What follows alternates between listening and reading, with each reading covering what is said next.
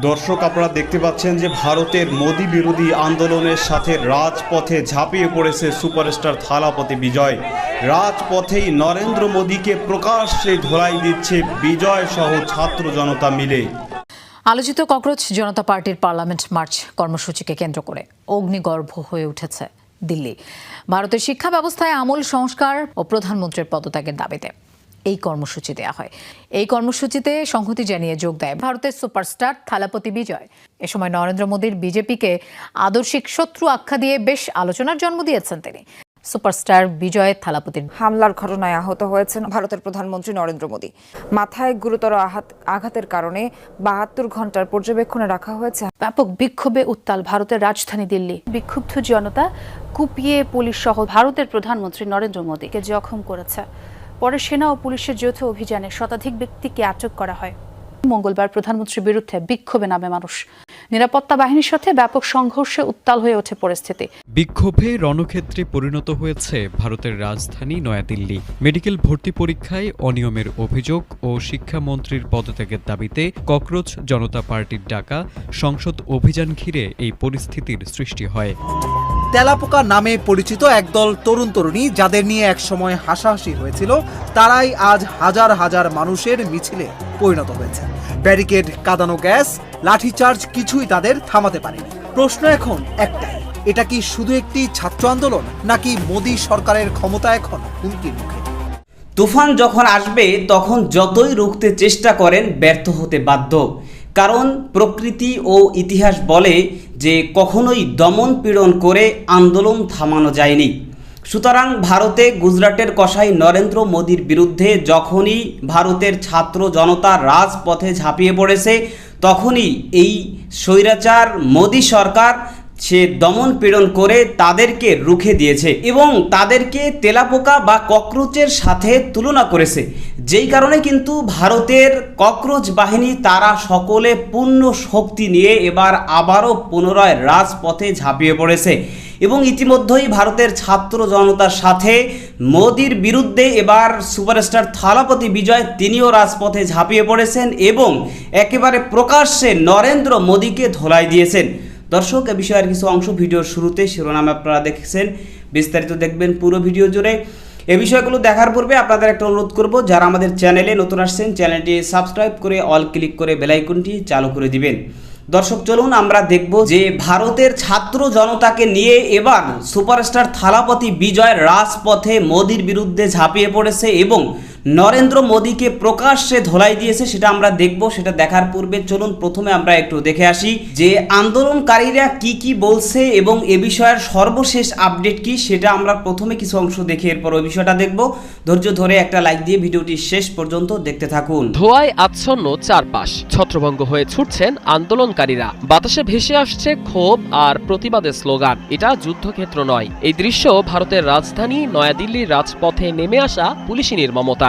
NEET পরীক্ষার প্রশ্ন ফাঁস এবং শিক্ষা ব্যবস্থার দুর্নীতির বিরুদ্ধে নিজেদের ভবিষ্যৎ বাঁচাতে হাজার হাজার শিক্ষার্থী যখন সংসদ অভিমুখে পদযাত্রা করছিল, তখনই তাদের ওপর ধেয়ে আসে মোদির পুলিশ বাহিনী, টিয়ার গ্যাসের সেল ও বেপরোয়া লাঠিচার্জ। গুড়ি গুড়ি বৃষ্টির মাঝেই যন্তর মন্তরের মোড় মুহূর্তের মধ্যে রূপ নেয় রণক্ষেত্রে। শিক্ষার্থীদের আত্মরক্ষার আকুতি উপেক্ষা করেই পুলিশ তাদের তাড়িয়ে দিতে শুরু করে এক নির্মম অভিযান। এই আন্দোলন হঠাৎ তীব্র রূপ নেওয়ার পেছনে বড় অনুঘটক হিসেবে কাজ করেছে প্রখ্যাত অ্যাক্টিভিস্ট সোনাম ওয়াংচুকের অনশন কর্মসূচি। অনশনের 21তম দিনে পুলিশ তাকে বলপূর্বক তুলে নিয়ে হাসপাতালে ভর্তি করায় আন্দোলনকারীরা আরও ক্ষুব্ধ হয়ে ওঠেন। এরপরই সিজেপি প্রধান অভিজিৎ দীপকের আহ্বানে তরুণ আন্দোলনকারীরা এটিকে ভারতের দ্বিতীয় স্বাধীনতা আন্দোলন আখ্যা দিয়ে সংসদ অভিযানের ঘোষণা দেন। মূলত গত মে মাসে প্রশ্ন ফাঁসের কারণে প্রায় 22,80,000 পরীক্ষার্থী চরম অনিশ্চয়তায় পড়েন। পরবর্তীতে পুনর্পরীক্ষার মানসিক চাপ সহ্য করতে না পেরে অন্তত 20 জন শিক্ষার্থী আত্মহত্যার পথ বেছে নিলে ক্ষোভের বিস্ফোরণ ঘটে। বিক্ষোভকারীদের মূল দাবি শিক্ষামন্ত্রী ধর্মেন্দ্র প্রধানের অবিলম্বে পদত্যাগ এবং শিক্ষা ব্যবস্থার আমূল সংস্কার। এদিকে আন্দোলন রুখতে মধ্য নয়াদিল্লির ইন্টারনেট সংযোগ বিচ্ছিন্ন করে দেয় প্রশাসন। গুড়ি গুড়ি বৃষ্টি আর পুলিশের বিশাল ব্যারিকেড ভেঙে শিক্ষার্থীরা এগোতে চাইলে শুরু হয় সংঘর্ষ। আন্দোলন দমাতে সাজোয়া যান ও আধাসামরিক বাহিনী মোতায়েন করে একের পর এক টিয়ার গ্যাস ছোড়া হয়। সংঘর্ষের মাঝেই আন্দোলনকারীরা ক্ষোভ প্রকাশ করে বলেন, আমাদের দেশ এমন এক সরকার পাওয়ার যোগ্য যা তরুণদের কথা চিন্তা করবে, ভবিষ্যৎ আমাদের, এই রাজনীতিকদের নয়। বিরোধী দলনেতা মল্লিকার্জুন খাড়গে সংসদে দাঁড়িয়ে মোদী সরকারের বল প্রয়োগের তীব্র সমালোচনা করলেও মোদী প্রশাসন আন্দোলনকারীদের বিশৃঙ্খলা সৃষ্টিকারী বলে উড়িয়ে দিচ্ছে। সব মিলিয়ে 22 লক্ষাধিক শিক্ষার্থীর জীবন অনিশ্চিত হয়ে পড়া আর পরপর একাধিক শিক্ষার্থীর আত্মহত্যার ক্ষোভ এখন ভারতের মসনদ কাঁপিয়ে দিচ্ছে। সিজেপি স্পষ্ট জানিয়ে দিয়েছে, শিক্ষামন্ত্রী ধর্মেন্দ্র প্রধানের পদত্যাগ এবং এই স্বৈরাচারী আচরণের জবাব না পাওয়া পর্যন্ত তারা রাজপথ ছাড়বে না। টিয়ার গ্যাস আর লাঠিচার্জ দিয়ে কি কোটি কোটি তরুণ শিক্ষার্থীর লড়াইকে সত্যি স্তব্ধ করতে পারবে মোদী সরকার, নাকি ওয়াংচুকের অংশন আর দিল্লি রাজপথের এই আন্দোলন ভারতের রাজনীতিতে নতুন কোনো অভ্যুত্থানে জন্ম দেবে, তা এখন দেখার বিষয়। ভারতে ককরোচ জনতা পার্টির লং মার্চ টু পার্লামেন্ট কেন্দ্র করে রণক্ষেত্রে পরিণত হয়েছে রাজধানীর নয়াদিল্লির রাস্তা। সোমবার নিষেধাজ্ঞা ও ব্যারিকেড উপেক্ষা করে হাজার হাজার বিক্ষুব্ধ শিক্ষার্থী এবং তরুণ রাজপথে নেমে এলে তাদের ছত্রভঙ্গ করতে লাঠিচার্জ ও কাঁদানে গ্যাস ছোড়ে পুলিশ। মূলত মেডিকেলে ভর্তি পরীক্ষার নিটে অনিয়ম ও দুর্নীতির অভিযোগে ভারতের কেন্দ্রীয় শিক্ষামন্ত্রী ধর্মেন্দ্র প্রধানের পদত্যাগের দাবিতে এই আন্দোলনের ডাক দিয়েছিল সিজেপি। সোমবার সকাল থেকে সেন্ট্রাল দিল্লির প্রধান বিক্ষোভস্থল যন্তর মন্তরে জড়ো হতে থাকেন হাজার হাজার তরুণ আন্দোলনকারী। মিছিল নিয়ে তারা পার্লামেন্টের দিকে এগোতে চাইলে এবং একাধিক স্থানে বসানো নিরাপত্তা ব্যারিকেড ভেঙে ফেলার চেষ্টা করলে পুলিশের সঙ্গে ধস্তাধস্তি শুরু হয়। এতে বেশ কয়েকজন আন্দোলনকারী ও পুলিশ সদস্য সামান্য আহত হয়েছেন। পরিস্থিতি নিয়ন্ত্রণে আনতে মধ্য দিল্লির বেশ কিছু এলাকায় সাময়িকভাবে মোবাইল ইন্টারনেট পরিষেবা বন্ধ করে দেওয়া হয়। পরিস্থিতি উত্তপ্ত হয়ে উঠলে ককরোচ জনতা পার্টির পক্ষ থেকে এক জরুরি বার্তায় সমর্থকদের শান্ত এবং অহিংস থাকার আকুল আবেদন জানানো হয়। I wanted to stand with the protest. I wanted to stand with the cause. The cause is not about any personal stuff. It is about the whole janta. It is about the whole students. And I think it just attracted me and that made me brought here. সামাজিক যোগাযোগ মাধ্যমে দলটির পক্ষ থেকে বলা হয়েছে, আপনাদের যদি বিভিন্ন পয়েন্টে আটকে দেয়া হয় তবুও শান্ত থাকুন এবং শান্তি বজায় রাখুন। আমরা কেবল শান্তি ও ভালোবাসার পথেই জয়ী হতে পারব। এর আগে রোববারই দিল্লি পুলিশ এই পদযাত্রার অনুমতি বাতিল করে এবং পুরো এলাকায় 5 বা ততোধিক ব্যক্তির যে কোনো ধরনের জমায়েতের উপর 144 ধারা জারি করে। Actually, we want to stand with the students who have affected with the NEET problem, the NEET paper leak, and the accountability have to be taken by the education minister, because in 2024 actually a paper leak already happened and this time it is again repeated and he is not taking proper accountability. সামাজিক যোগাযোগ মাধ্যম এক্সে দিল্লি পুলিশের পক্ষ থেকে একটি বার্তা প্রকাশ করা হয়। সেখানে স্পষ্ট জানিয়ে দেওয়া হয়, অনুমোদিত যন্তর মন্তর এলাকা ছাড়া কোথাও মিছিল, শোভাযাত্রা বা বিক্ষোভ সমাবেশ সম্পূর্ণ নিষিদ্ধ। কোনো ব্যক্তি এই নির্দেশ অমান্য করলে তার বিরুদ্ধে আইনি ব্যবস্থা নেওয়া হবে। দিল্লি পুলিশ দেশের সব নাগরিককে আইন মেনে চলতে এবং আইন শৃঙ্খলা রক্ষায় সহযোগিতার আহ্বান জানান। ভারতের সংসদের বর্ষাকালীন অধিবেশনের প্রথম দিনই রাজধানী দিল্লি পরিণত হল রণক্ষেত্রে। মাত্র কয়েক মাস আগে আত্মপ্রকাশ করা ককরোচ জনতা পার্টি ঘোষিত চলো সংসদ কর্মসূচিকে কেন্দ্র করে তৈরি হয় এই উদ্বেগজনক পরিস্থিতি। আন্দোলনকারী এবং দিল্লি পুলিশের ধাওয়া পাল্টা ধাওয়া এবং মারমুখী আচরণে কার্যত অচল হয়ে পড়ে দিল্লির সংসদ ভবন এলাকা। বাইরের এমন উত্তপ্ত পরিস্থিতিতে বিচলিত হয়ে পড়েন সংসদের ভেতরে থাকা প্রধানমন্ত্রী নরেন্দ্র মোদী সহ অন্যান্যরাও। এক পর্যায়ে কড়া নিরাপত্তা বলয়ের মধ্যে তড়িঘড়ি করে প্রধানমন্ত্রীর কনভয়কে সংসদ ভবন ত্যাগ করে বেরিয়ে যেতে দেখা যায়। একটি ভিডিওতে দেখা যায়, বাইরে যখন আন্দোলনকারী এবং পুলিশের মধ্যে ধাওয়া পাল্টা ধাওয়া চলছিল তখন প্রধানমন্ত্রী নরেন্দ্র মোদী চুপিসারে গাড়িতে করে বের হয়ে যান। এ সময় তার নিরাপত্তা কর্মকর্তাদের বেশ উদ্বিগ্ন দেখা যায়। ভারতীয় সংবাদ মাধ্যম হিন্দুস্তান টাইমস বাংলার এক প্রতিবেদনে এই তথ্য নিশ্চিত করা হয়। এর আগে সোমবার সকাল থেকে হাজার হাজার শিক্ষার্থী, তরুণ তরুণী ও বিভিন্ন শ্রেণী পেশার মানুষ যন্তর মন্তরে জড়ো হতে থাকেন।